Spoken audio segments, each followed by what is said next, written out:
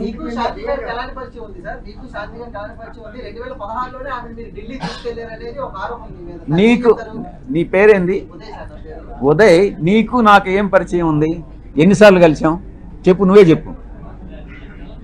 చెప్పరా బాబు, నువ్వు ఎన్నిసార్లు మన ఇద్దరం కలిసాం చెప్పు, నిజం చెప్పు. నువ్వు లేదు, ఆరోపణలు చేస్తే వస్తాయిరా బాబు. నువ్వు ఎన్ని గంటలు కలిసావు?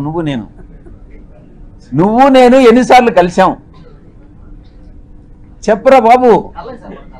మనం కలవలేదు కదా, ఇప్పుడు కలిసాం కదా, ఇంక 2 సార్లు కలుస్తాం కదా, 4వ సారి ఆరోపణలు చేస్తాం మన ఇద్దరం గే అని చెప్పి ఎవడన్నా అంటే ఏం చేస్తారా బాబు?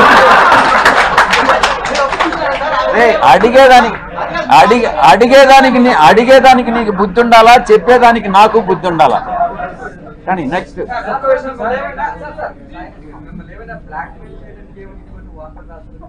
వాడిని అడుగు, వంశీకృష్ణ గారిని అడుగు, చెప్తాడు. నిజాలు ఏందనేది వంశీకృష్ణ గారిని అడుగు. నేను వాడిని పార్లమెంట్కి ఈడుస్తా, ప్రివిలేజ్ కమిటీకి ఈడుస్తా, వాడి మీద కేసులు పెడతా. ప్రతి క్షణం సాయిరెడ్డి అనే వాడిని నేను ఎందుకు కలిపెట్టానా అని జీవితంలో వాడు పశ్చాత్తాపపడేటట్టు చేస్తాను అని నేను మీ అందరి ముందు చెప్తాను. వాడెవడో నాకు వంశీ అనే వాడెవడో నాకు తెలియదు. నేను ఇంతవరకు వాడిని కలవలేదు. వాడిని కలవాలనే ఉద్దేశం నాకు లేదు. నా మీద ఆరోపణలు చేశాడు. నేను వాడిని డెఫినెట్ గా చట్ట ప్రకారం, నేను చట్టానికి అతీతంగా నేనేం చేయను. వాడిని డెఫినెట్ గా చట్ట ప్రకారం వాడి మీద చర్యలు తీసుకోబడతాయి. వాడు ఎట్లా చేస్తాడే ఈ వంశీ గారు?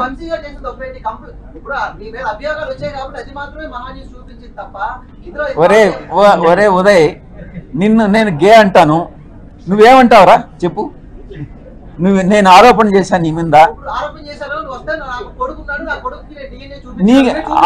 అవునరా, నీకే పుట్టాడని నమ్మకం. అది రెడీగా, అదే తీసుకురా, పోయి తీసుకురాపోరా, నీ సర్టిఫికేట్ తీసుకురాపు. నెక్స్ట్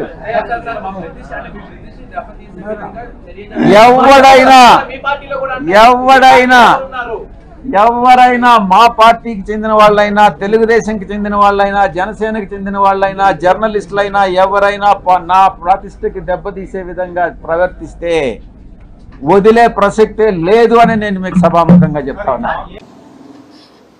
అన్నిసార్లు అలా ఒక పెద్ద ఆయన గురించి రాస్తా ఉన్నారు కదా, మీరు రాసేటప్పుడన్నా కనీసం వయసు గుర్తు రాలేదా మీకు? అరే నేను మాట్లాడితే తప్ప ఇంకెవరితో మాట్లాడాలి? మేము ఓన్లీ లేడీ ఆఫీసర్స్తోనే మాట్లాడని ఒక రూల్ పెట్టండి. గవర్నమెంట్ ఆఫీసర్స్ అసలు మాట్లాడకూడదని కాన్స్టిట్యూషన్లోనే అమెండ్ చేయండి. పోనీ ఒక గవర్నమెంట్ ఆఫీసర్ మాట్లాడకూడదా? ఎంతసేపు మదన్ మోహన్ చెప్పాడు, బాగుంది. ఎందుకంటే ముందు వెళ్ళాలి అన్నాడు, ఎక్స్ వై జెడ్ ఇంతమందితో అంటా ఉన్నాడే. నేను అలా ఎలా, నేను మనిషినండి, ఉమెన్ని. ఇష్టపూర్వకంగా నేను ఒక మనిషితో ట్రావెల్ చేసే హక్కు నాకుంది. నా ప్రైవసీ రైట్స్ అన్నీ మీరు తీసుకుపోయి ఈరోజు పరిచేసుకున్నారు ఇష్టం వచ్చినట్లుగా. నేను చావాలా? నేను నా చావుకి కారణం ఎవరైతే ఎలిగేషన్స్ వేశారో వాళ్ళే అవుతారు. నా బిడ్డలకి వాళ్ళే రెస్పాన్సిబుల్ అవుతారు.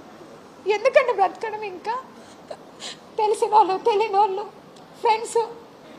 ఎంతసేపు ఆంధ్రజ్యోతి పేపర్లో రాసింది 5 రోజులు రాశాడండి వరుస పెట్టి. నన్ను అడగండి, నేను ఈరోజు వచ్చాను కదా, ఎన్ని కోట్లు సంపాదించాను అడగండి. ఏమండి, ఇంతమంది మీడియా ఉన్నారు, ఇది న్యాయంగా అనిపిస్తుందా మీకు? ఒక ఆడదాన్ని ఇంతగానో వేధిస్తూ ఉన్నారు. అరే మీకు వరుస లేదు, ఏజ్ లేదు, ఎవరితో పడితే వాడు మాట్లాడుతున్నా కూడా ఒక్కరు ఖండించలేదా అండి మీరు? ఇష్యూసే మాట్లాడినాం సార్తో. నేను ఎక్కడ కూడా నా పర్సనల్ ఇష్యూ ఒక్కటి కూడా చేయించుకోలేదు. ఎవరైనా ఉంటే కూడా అలాంటివి ఉన్నా మీరు నాకు అడగండి, నేను చెప్తాను. ఈ విధంగా పరిచయమైన వ్యక్తి, ఆయన వయసు ఏంది? నా వయసు ఇప్పుడు 35 ఏళ్ళు, ఆయన వయసు 68 ఏళ్ళు. ఎట్లా ఇది? ఎట్లా మాట్లాడతారు మీరు? అంటే ఏ ఆఫీసరు ఏ ఎమ్మెల్యేతో మాట్లాడద్దా? ఏ మినిస్టర్తో మాట్లాడద్దా? ఏ ఆఫీసర్లు మాట్లాడద్దా? ఇప్పుడు నేను మీతో మాట్లాడుతున్నాను, ఇంత మాత్రాన్ని మీకు నాకు ఏమైనా రిలేషన్ ఉన్నట్ట? ఒక ఆడపిల్ల మాట్లాడకూడదా? అంత పెద్ద ఆయనతో మీరు మాట్లాడేటప్పుడు కనీసం నేను ఇక్కడే ఉన్నానుగా, సస్పెన్షన్ పీరియడ్లో ఊరు దాటకూడదని నాకు ఇచ్చారు ఆర్డరు. ఆ మూమెంట్లో మీరు నన్ను అడిగి ఉండొచ్చుగా, నా నెంబర్ ఎవరి దగ్గర నుంచైనా తీసుకొని ఉండొచ్చు మీరు. సో మీరందరూ రాసినారు, మీరందరూ మీన్స్ ఎవరెవరైతే ఎలిగేషన్ వేసినారో రాసినారు, బాగుంది. ట్విట్టర్ గురించి మీరు కమెంట్ చేశారు. నేను ట్విట్టర్లో పోస్ట్ చేయకూడదా?